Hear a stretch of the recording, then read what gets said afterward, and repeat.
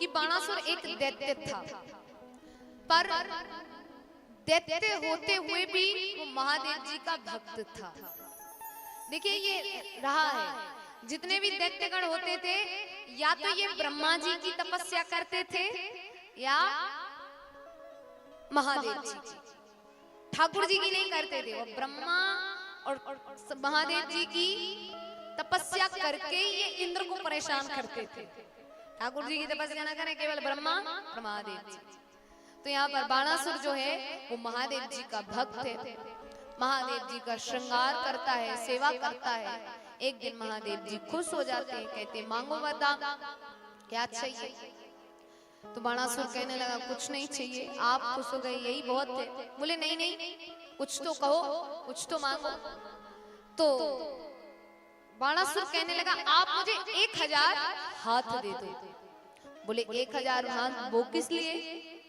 बोले क्योंकि आपका श्रृंगार करने में समय ज्यादा लगता है, तो आप मुझे 1000 हाथ दे दीजिए।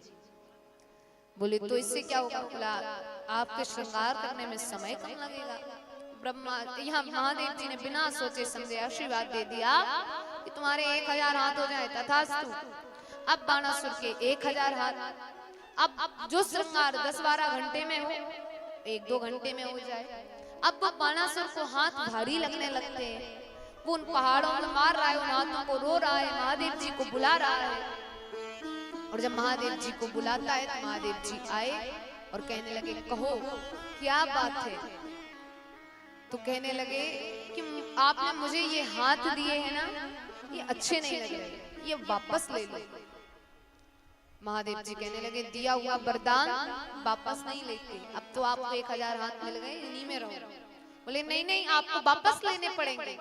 तो महादेव जी कहने लगे हमने आपको वरदान दे दिया है, तो मैं तो नहीं ले सकता, पर ठाकुर जी आपको इनसे मुक्त कर सकते हैं। बोले वो कैसे? बोले युद्ध होगा, युद्ध के द्वारा आप इन 1000 हाथों से मुक्त होंगे। तो बाणासुर कहने लगा लेकिन ठाकुर जी से युद्ध मैं नहीं करने वाला। बोले क्यों? बोले वरदान आपने दिया है तो युद्ध भी मेरे बदले का आप करोगे। महादेव जी कहने लगे ठीक है। अब ठाकुर जी भी तो युद्ध करने आए तो कैसे आए? सीधे सीधे थोड़ी आ जाएंगे।